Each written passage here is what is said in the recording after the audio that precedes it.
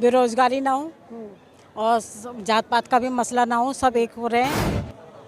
उसको रोजी रोटी तो दो। 5 किलो राशन तो एक महीने में खरीद सकता है लोग। जब रोजी रोटी नहीं है तो 5 किलो राशन में एक महीने में निकल जाएगा।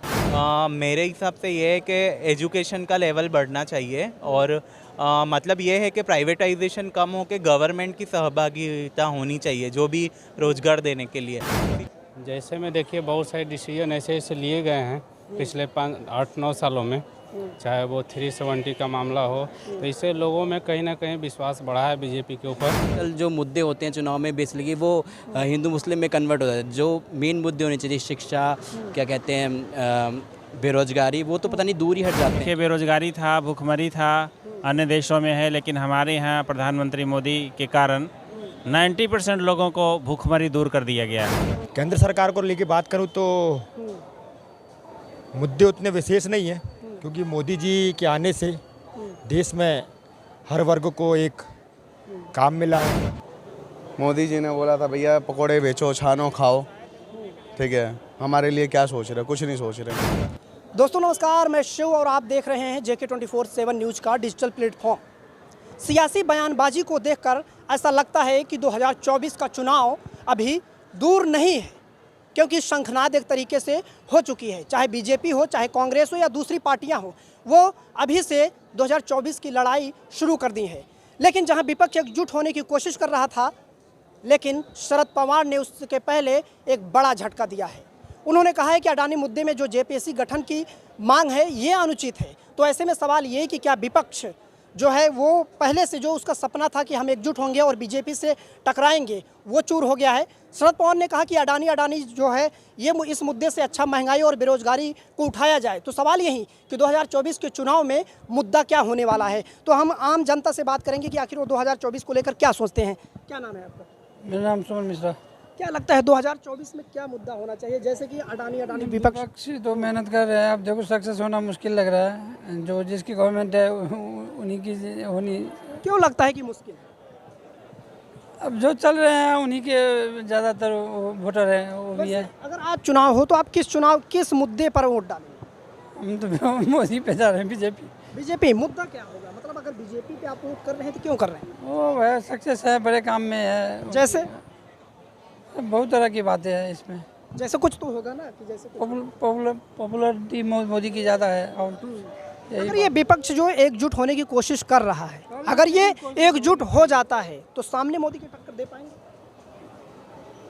लड़ाई में देखो क्या होता है। अभी कहीं कुछ कहा नहीं जा सकता इसका। ये 2024 चुनाव को लेकर कैसे देखते हैं कि जैसे क्या मुद्दा रहने वाला है?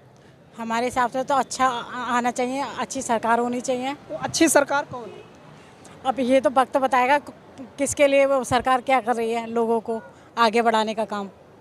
बेरोजगारी ना हो और जात पात का भी मसला ना हो, सब एक हो रहे हैं। और जैसे कि हम समाज सेवा से ही जुड़े हुए हैं तो हम सब चाहते हैं कि सब एक। कि जाति पात, ये तो कहते हैं कि जाति पात तो पुरानी बातें होगी, अब तो सारे हिंदू हैं। सारे हिंदू हैं तो एक जैसा सबको समझें। हम सबको एक लेवल पर समझते हैं, ना कोई छोटा है ना कोई बड़ा, सब बराबर है। क्योंकि हम अभी समाज में क्या है, सब छोटे बड़े सब बराबर हो गए हैं, नहीं हो गए? हमें तो लगता है सब बराबर ही हो गए। अच्छा ही हो रहा है। मतलब कहाँ से कहाँ गए? अगर आज चुनाव हुआ तो आप किसे चुनेंगे? बीजेपी के साइड में जाएंगे या विपक्ष के साइड में जाते हैं? अब देखिए, हम पॉलिटिक्स में आना नहीं चाहते, मैं ये जरूर चाहते हैं कि अच्छा सरकार जो भी आए अच्छी आए। अच्छा, जो आए अच्छी आए। हाँ, जब खुलकर बोलना नहीं चाह रहे हैं। देखिए, इस टॉपिक पर पढ़ना ही नहीं चाहते, क्योंकि हर उसमें हमारे हैं लोग, हर पार्टी में। नहीं तो वो कहेगा कि आप इनकी तरफ क्यों बोले, कोई इनकी बीजेपी में भी हैं हमारे। अच्छा। हाँ, तो वो लोग भी हैं, रिलेटिव हैं हमारे, तो हम उनके भी अगेंस्ट नहीं जाएंगे और दूसरे की भी उसमें नहीं जाएंगे। तो हमें अच्छी ही सरकार चाहिए। अच्छा, एक और चाचा है, उनसे बात कर लेते हैं। क्या नाम है? मेरा नाम आयम राधे खत्री। खत्री जी, क्या देख रहे हैं 2024 में क्या होने वाला है? कुछ भी हो सकता है। कुछ भी हो सकता है। मुद्दे क्या होंगे? नहीं, मुद्दे तो देखो पहले भी थे, अब भी रहेंगे। मुद्दे कभी खत्म नहीं होते पॉलिटिक्स में। अब देखना ये है कि पब्लिक का क्या रुख होगा। जनता जिसको चाहेगी उसको सरकार बना देगी, उसकी पार्टी की सरकार बन जाएगी। विपक्ष एकजुट होता है तो लगता है कुछ हो जाएगा। नहीं, देखो इलेक्शन का ना कुछ नहीं पता होता। लास्ट के जो 1-2 दिन मूवमेंट के होते हैं ना, उसमें जाके थोड़ा सा मतलब आइडिया लगता है। अदरवाइज आजकल वोटर बहुत जागरूक है, they are more intelligent than politician. अच्छा, कुछ और भी लोग हैं, उनसे भी हम बात कर लेंगे। क्या नाम है आपका? क्या नाम है आपका? मेरा नाम हिमांशु है। हिमांशु जी, क्या देख रहे हैं 2024 में क्या होने वाला है? किससे रिलेटेड क्या होने वाला है? 2024 चुनाव को लेकर। चुनाव केंद्र सरकार का चुनाव, जो सरकार अच्छे से काम करेगी वही जीतेगी, या जो भी नेता अच्छे से वर्क करेगा वही जीतेगा। अभी आपने 9 साल देख लिए केंद्र सरकार के, कैसा काम लगा? काम अच्छा है, कुछ कमियां हैं तो वो समय के साथ उनको नेक्स्ट। क्या आपके हिसाब से क्या कमियां रही? मेरे हिसाब से ये है कि एजुकेशन का लेवल बढ़ना चाहिए, और मतलब ये है कि प्राइवेटाइजेशन कम हो के गवर्नमेंट की सहभागिता होनी चाहिए जो भी रोज़गार देने के लिए। सिर्फ एक कोर्स या कुछ स्किल प्रोग्राम चलाने से कुछ नहीं, उतने ऑर्गेनाइजेशंस भी होने चाहिए। और जैसे प्राइवेट ऑर्गेनाइजेशन होता है वो 50,000 का काम करके आपको 10,000 रुपये देता है। जैसे विपक्ष है वो लगातार अडानी मुद्दा जो है बहुत जोर शोर से उठा रहा है, सड़क से लेकर संसद तक। लगता है कि 2024 के लिए अडानी मुद्दा काफ़ी है या कोई और मुद्दे भी हो सकते हैं? नहीं, और भी मुद्दे हैं ना देश में। अडानी मुद्दा काफ़ी नहीं है, और भी मुद्दे हैं, और भी प्रॉब्लम्स हैं देश में। मूलभूत आवश्यकता है वो सबसे इम्पोर्टेंट है। अडानी सेकेंडरी चीज़ है। अगर आज चुनाव हुआ तो आप किसके साइड में जाएंगे? मैं तो मोदी जी की साइड ही दूंगा, क्योंकि उन्होंने देश की जो रक्षा है उसको बढ़ाया। उससे पहले कहीं भी इतना सुरक्षित रूप से बैठा नहीं जा सकता था, कहीं भी बम ब्लास्ट कि सुरक्षित रूप से हम बैठे हुए हैं।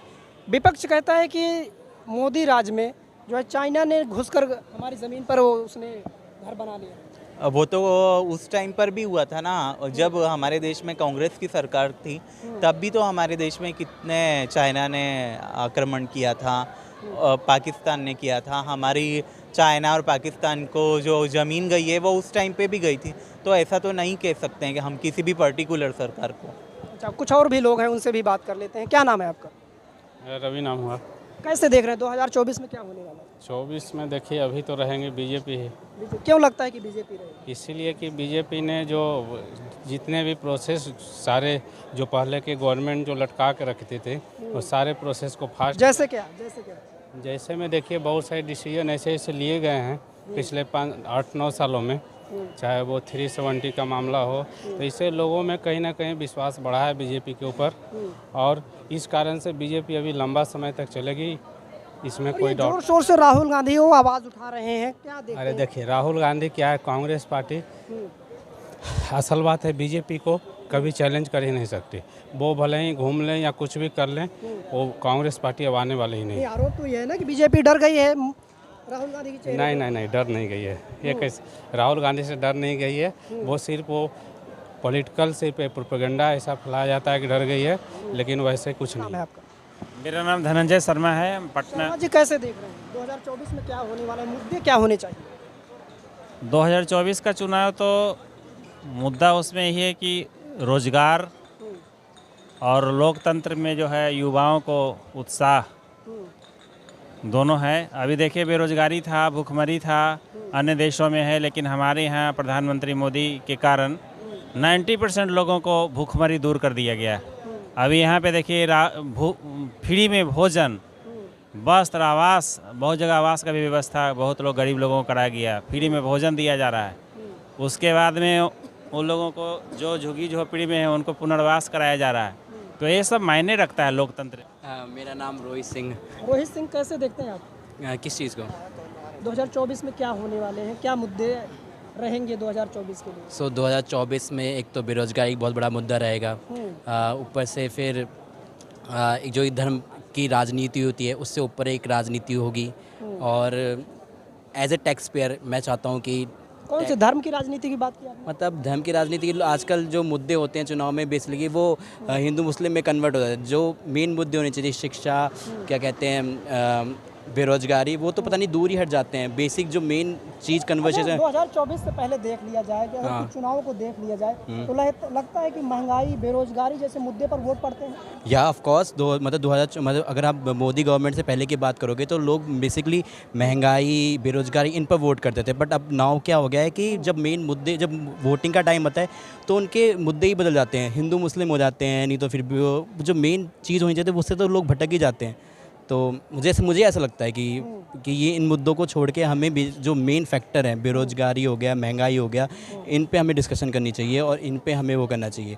और मीडिया को भी मुझे लगता है कि मेन जो ये टॉपिक्स होते हैं तो इन पे ज़्यादा डिबेट करवानी चाहिए, ना कि जो ये हिंदू मुस्लिम होते हैं या इन पे मेन डिबेट करवाते हैं। सो जितनी डिबेट अगर इन चीज़ों पे हो गया, चुनाव होता है तो आप कहाँ जाएंगे? अगर चुनाव होता है तो मैं कांग्रेस की तरफ जाऊँगा चाहूँगा। अच्छा, कांग्रेस की तरफ जाएंगे। एक झूठ अगर वो विपक्ष हो जाता है तो लगता है कि मोदी के सामने जो मोदी ब्रांड एक चेहरा है उसके सामने टिक पाएंगे? यहाँ जो एकजुट होने का मतलब ये नहीं है कि आप मोदी को टक्कर दे रहे हो। आप एकजुट होने का मतलब है कि आप जनता को कितना कन्विंस कर पाते हो अपने मुद्दों को लेके।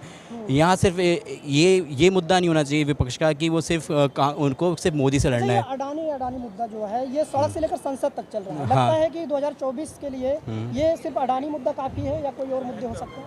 नहीं, अडानी वाला मुद्दा काफ़ी नहीं है ना। फिर वही बात हो जाएगी ना कि जहाँ मेन टॉपिक जो हमारे चुनाव के होने चाहिए थे उन पे लोग बात नहीं करेंगे, अडानी इन पे बात करेंगे तो फिर वो हार जाएंगे। मतलब उनको एक बेसिक शरद पवार ने झटका दिया ना अडानी मुद्दे पे। उन्होंने कहा जेपीसी का गठन नहीं होना चाहिए, ये तो अनुचित है। इसके बारे में मुझे पता नहीं, तो मैं पता नहीं है। एक साथी और उनसे भी, क्या नाम है?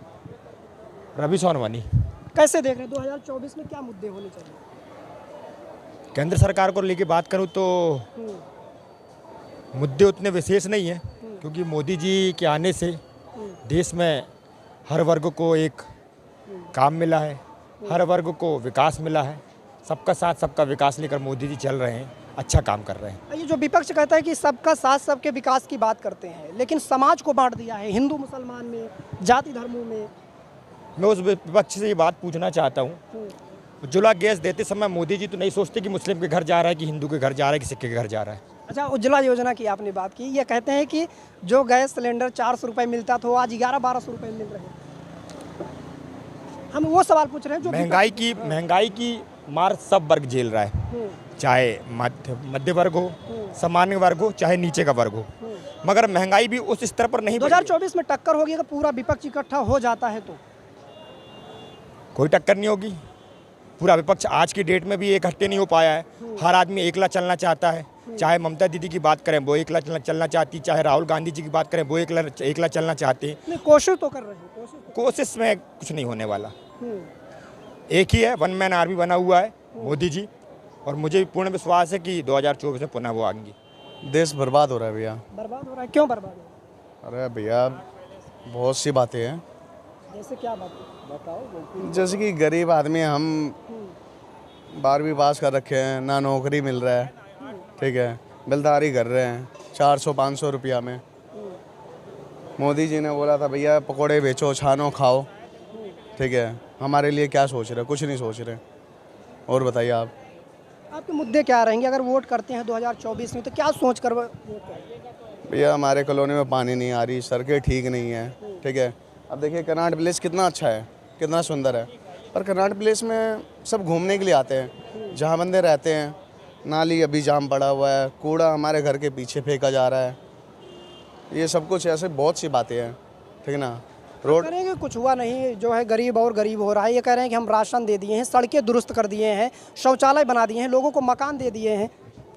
ये सब देने से हो गया? और क्या होना चाहिए? नौकरी भी तो देना चाहिए ना, नौकरी भी तो देना चाहिए ना। कंपनी सारे बंद हो रही है, कंपनी जितनी भी है बंद हो रही है। और बताइए, पहले यहाँ पे रेडी पटरी लगती थी, हम सब आते थे घूमने के लिए, तो भैया क्या है 10 रुपये 5 रुपये में ना कभी समोसा खा लिए, चाय पी लिए, पेट आराम से फर्स्ट क्लास हो जाता था। बोल क्या कुछ कह रहे थे आप? क्या कह रहे थे? रोजी रोटी तो देते नहीं है, 5 किलो राशन देने से क्या गुजारा हो जाएगा? तो जो गरीब है, जो ज़रूरतमंद है, उसे राशन ना दे? उसको रोजी रोटी तो दो। 5 किलो राशन तो 1 महीने में खरीद सकता है लोग। जब रोजी रोटी नहीं है तो 5 किलो राशन में 1 महीने में निकल जाएगा। आप बताओ। तो क्या लगता है 2024 में कौन जीतने वाला है? पहले तो रोजी रोटी के लिए सोचो, फिर आगे हम बताएंगे जो 2024 में कौन जीते। काम देखकर ही तो लोग वोट करते हैं, फिर उसका रिजल्ट आता है। ये कनॉट प्लेस में 2000 पटरी लगते थे, अब पटरी गिनो 100 पटरी नहीं है। हम लोग जो है ना 5-5 साल से कोर्ट का धक्के खा रहे हैं रोजी रोटी के लिए। वाला आ जाए तो ज़्यादा अच्छा रहेगा। क्या करो? मोदी हट जाए तो वो ठीक रहेगा हमारे लिए। रहा सिलेंडर भी महंगा होगा, राशन भी महंगा और सब कुछ महंगा होगा, हमारी चप्पल तक बिक जाएगी, गिर भी हो जाएगी, सारा चीज़। 2024 में किसे मौका मिलेगा? तो मुझे मौका नहीं मिलना चाहिए बस, और किसी को मिले ना मिले, मुझे नहीं मिलना चाहिए बस मौका। क्यों, आप चुनाव लड़ रहे हैं? सब अपनी जगह है, ठीक है, सब अपनी जगह ठीक है, मोदी भी अपनी जगह ठीक है, वो भी सब देख रहा है, केजरीवाल भी अपनी जगह ठीक है, कांग्रेस भी अपनी जगह ठीक है, और क्या देखना है बस। अच्छा, तो ये बार मैं कनॉट प्लेस में मौजूद था, यहाँ पर लोगों से बात की 2024 चुनाव को लेकर कि आखिर मुद्दे क्या रहने वाले हैं। तो लोगों ने अलग अलग राय दी। कुछ लोग बीजेपी को चाहते हैं कि एक बार फिर से मोदी वापसी करेंगे, तो दूसरी तरफ ये भी है कि महंगाई बेरोजगारी ज़्यादा है और कांग्रेस जो है, कांग्रेस समेत समूचा विपक्ष जो है वो टक्कर दे सकता है। दोस्तों, इस पूरे मसले को सुनने के बाद आपको क्या लगता है, अपनी राय कमेंट बॉक्स में ज़रूर बताएं।